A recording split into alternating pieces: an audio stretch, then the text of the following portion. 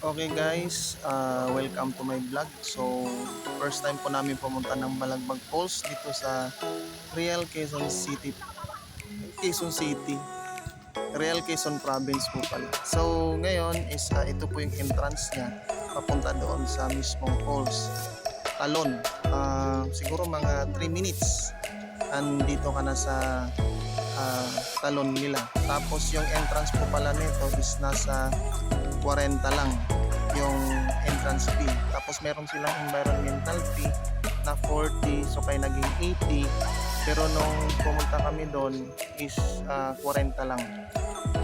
Wala pa daw yung environmental fee kasi wala pa silang parang yung official na ticket na papunta or yung papasok sa post nila. So medyo malayo-layo ng konti. Pero ayan, babato-bato. Tapos ayan, may mga kasabayan din kami dito na papunta doon papasok. Tapos yung ano po pala nila, cottage po nila is magkaiba pala yung may-ari dito sa kabila, sa right side tsaka dito sa left side. So, pero same lang din naman yung rate pagka halimbawa na malaki yung cottage na kukunin nyo is nasa 1,000, tapos yung maliit naman which is yung kinuha namin is nasa 700. Tsaka may ano na din po pala to guys, tawag na ito, may piso wifi na din. So yung piso wifi po nila is yung 10 piso is isang oras, 20 is 3 oras. Kung di ako nagkakamali kasi nagtry rin akong naghulog ng piso wifi doon sa malapit lang din sa cottage na kinuha namin. So mapapansin nyo, medyo mabato siya. Tapos ayan, parang may mga ano pa oh. Ayan. Feeling ko sapa to dito sa taas. Ayan, may tubig eh. Tapos yun nga, ayan. Sapa siya dun sa taas. Kaso nga lang, since tag-init na, wala siyang tubig na dumadaloy. So ayan, inayos din naman nila. Ayan, ito mga worth of yung mga cottages na sa mga 1,000. Ayan, marami rin mga naliligo.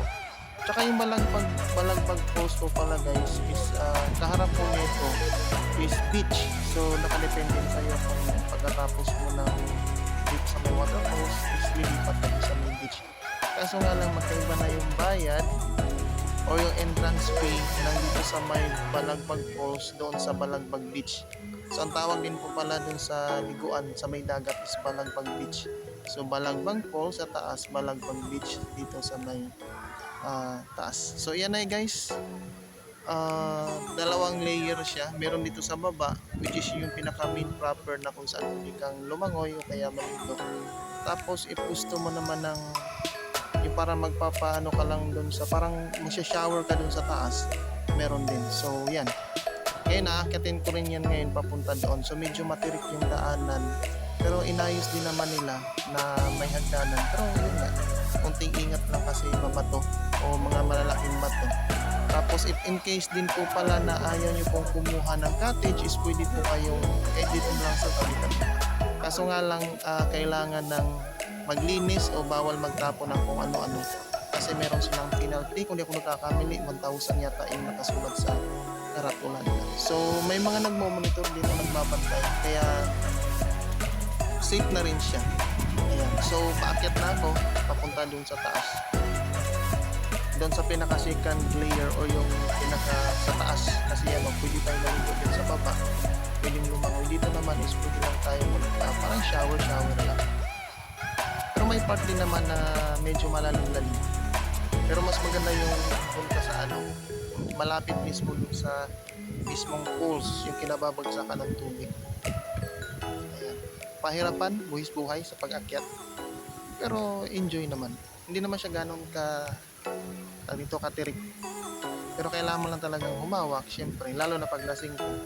Kailangan mo talaga ng kunting pag-iingat para lang makaakyat o mapadpad dito sa pinakataas nila.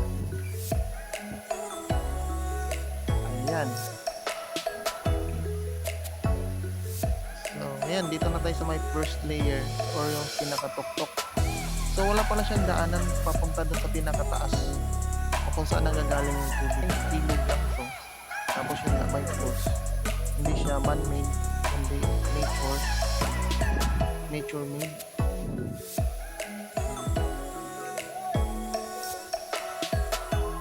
So malawak pala yung waterfalls nila, tsaka napaligiran po siya ng mga bundok.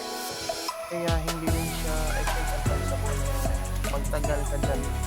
Siyempre sa ibang mga palabas, kaya may mga yung true story na nabagsakan ng malalaking bato. Ako po, saglit lang din ako pumunta dyan. Pero yung iba naman is nag-enjoy. Kasi yung iba, andyan talaga yun. Ano sila, doon sa tubig. Yan, pwede rin namang lumangoy-langoy.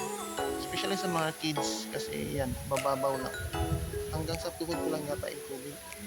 May part na hanggang sa biwang. Pero yung pinaka ano is nasa pinaka tuhod lang ayun. May mga tao nga di naliligo.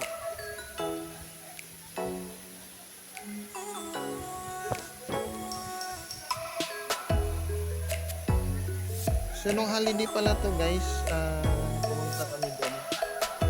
Ngayon ko lang siya na gawa ng or na-upload o kaya na-edit kasi medyo busy rin sa trabaho.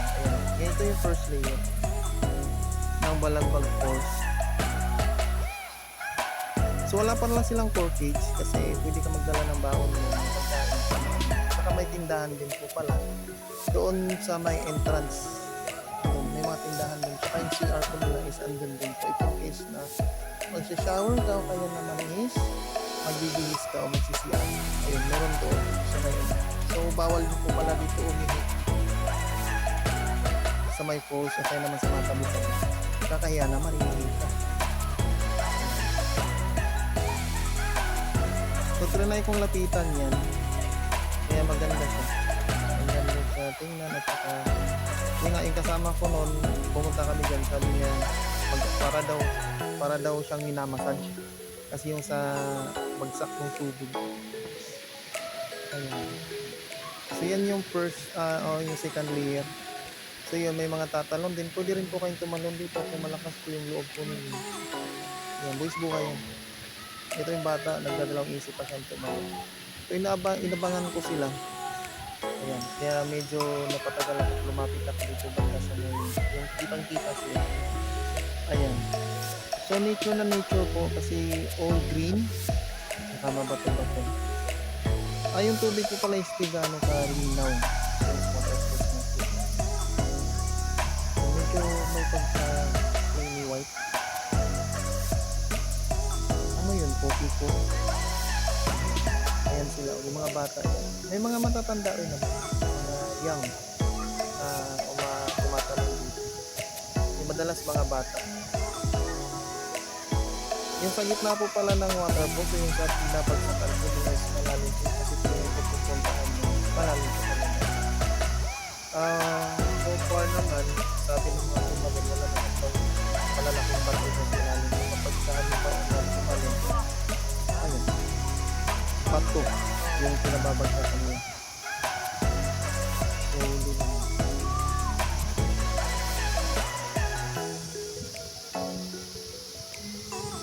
Yun o, tumalo na siya. Sunod-sunod na yun, maya-maya. Pagka may naunang isa, ayan.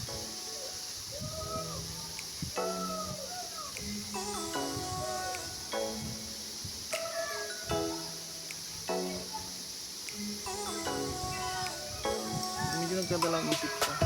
Alam ko tumalo na to kanina eh. Kaso alam bumalik siya.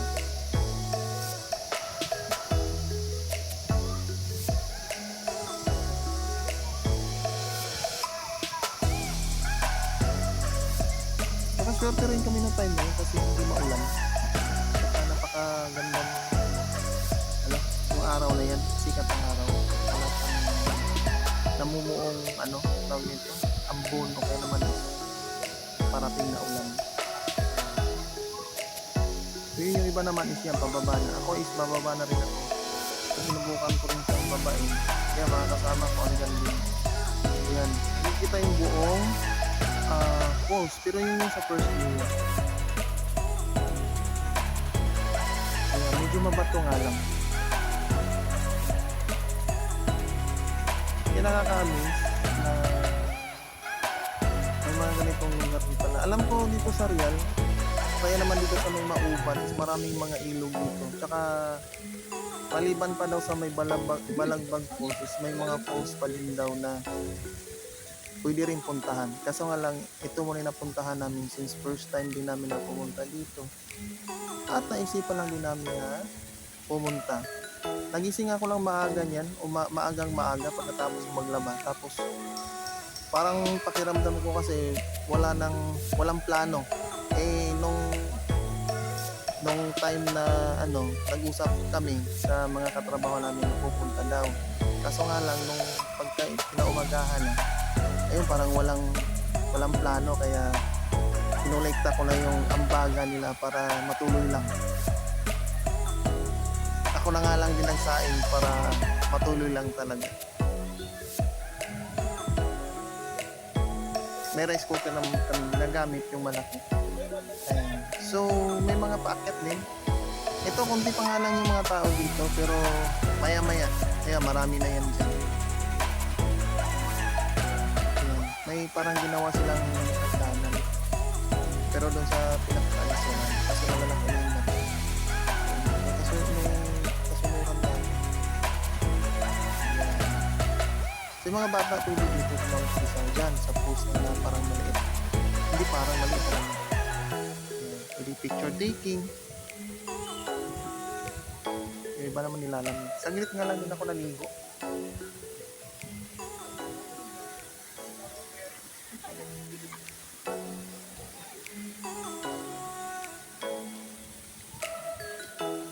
So may mga gilid-gilid, medyo lang, mababaw, pero yung sa gitna, yung kung saan sila natalon, yung medyo malalim. Yan. Ito yung kitang-kita yung kabuuan ng kabuuan ng. So kaya papunta na ako ng cottage. Yung cottage na inarkilahan namin is 700. Kala namin yung malaki 700, yung pala na-evict kami doon kasi hindi pala 1,000 pala yun, kaya akala namin 700. So diyan kami dapat, kaso nga lang 700 pala yan, malaki. I mean 1,000. Yung mga kasama ko yun nag-prepare na kasi mag-ihaw. Ano pala namin, baon namin na ito is kanin of course, tapos pinili kami ng bangus, malalaking bangus, tapos yung tilapia. Tapos si George naman is bumili nung malaking pusit.